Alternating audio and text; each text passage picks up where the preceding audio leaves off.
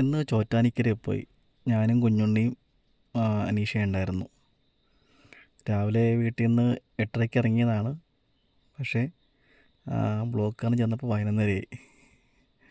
ചേർത്തലയിൽ നിന്ന് ചോറ്റാനിക്കര പോകുന്ന സമയമാണ് ഈ പറഞ്ഞത്. കാരണം അരൂർ നല്ല ബ്ലോക്കായിരുന്നു. അപ്പോൾ 2 കാര്യങ്ങളുണ്ടായിരുന്നു. ഒന്ന് അമ്പലത്തിൽ പോകണമെന്നുണ്ടായിരുന്നു. പിന്നെ കുഞ്ഞുണ്ണി അടന്ന് ആശുപത്രി കാണിക്കാൻ പോകണമെന്ന്, അവന് പനിയായിരുന്നു കഴിഞ്ഞ ആഴ്ചയ്ക്ക്. അപ്പോൾ അമ്പലത്തിൽ ചെന്നപ്പോൾ നട തുറക്കാൻ പോകുന്നേ ഉള്ളൂ. 11:30 പൂജയ്ക്ക്, ഉച്ചപൂജയ്ക്ക് തുറക്കാൻ പോണേ ഉള്ളൂ. കുറച്ച് പേര്, ഒരു 8 പേര് നിൽപ്പുണ്ട്. അപ്പോൾ ഞങ്ങളതിന് പുറകിൽ നിന്നു. അപ്പോൾ തന്നെ നോക്കിയപ്പോൾ നല്ല ക്യൂ ആയിട്ട് മാറി. കറക്റ്റ് സമയത്ത് ടൈമിങ് എന്ന് പറയുന്ന സമയത്ത് ചെന്നു. അപ്പോൾ നല്ലവണ്ണം തൊഴാൻ പറ്റി. ദൈവനെ അടുത്ത് കണ്ട് തൊഴാൻ പറ്റി. അപ്പോൾ ഞാൻ മനസ്സുകൊണ്ട് എനിക്കറിയാമായിരുന്നു, പണ്ടോട്ട് സ്ഥിര ആളായിരുന്നു. ഞാനല്ല, എൻ്റെ മമ്മിയാണ്, അമ്മയാണ് മമ്മീനെ വിളിക്കുന്നത്. ഞാൻ തൊഴുതിറങ്ങിയപ്പോഴൊക്കെ മമ്മിയുടെ കാര്യങ്ങൾ മനസ്സിൽ വന്നു. കാരണം മമ്മി എല്ലാ വ്യാഴാഴ്ചയും ചുരത്തിലേക്ക് പോകുമായിരുന്നു. കാരണം ആൻറ്റിക്ക് പിള്ളേരില്ലായിരുന്നു.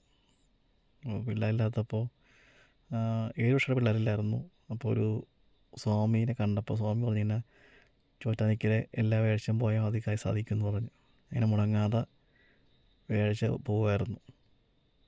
കാരണം അങ്കിൾ ആൻറ്റീനെ അങ്ങനെ ഇവിടത്തൊന്നുമില്ല.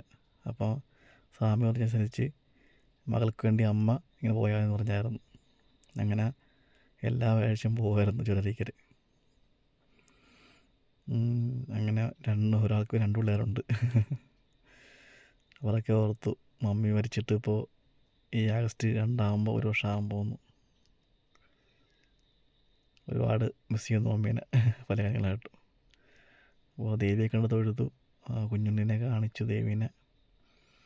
അവൻ്റെ അസുഖിനി വരില്ലെന്നേ പറഞ്ഞത്. കാരണം അവന് ചെറിയ ശ്വാസം മുട്ടലുണ്ടായിരുന്നു. ദേവി കാണിക്കുമ്പോൾ എല്ലാം ശരിയാണെന്ന് എനിക്കറിയാം. ദേവി കാത്തോളൂ. ഇങ്ങനെ മികഴി തൊഴുതു, തല കീഴ്ക്കാവി തൊഴുതു, തിരിച്ചു പോന്നു. ഒരു കാര്യം പറയാൻ വിട്ടുപോയായിരുന്നു. തൊഴുതപ്പോൾ ഒരാളുടെ മേത്ത് ബാധ കയറിയായിരുന്നു. അപ്പോൾ ലൈവായിട്ട് ഞാൻ കാണുന്ന ചോറ്റാനിക്കര വെച്ചാണ് ഇങ്ങനെ ഈ ബാധ കയറുന്നത് കാണുന്നത്. പണ്ട് തൊട്ട് കാണുന്നതാണ്.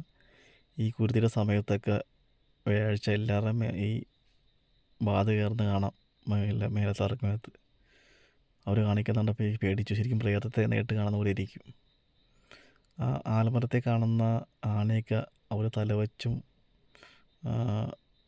ഈ തേങ്ങ വച്ചൊക്കെ തറയ്ക്കുന്നതാണ് ഭയങ്കര സ്ട്രോങ് ആയിട്ടുള്ളത്. പ്രത്യേകം അതിൻ്റെ തുടർന്ന് പോയിട്ടുണ്ട് എല്ലാവരും.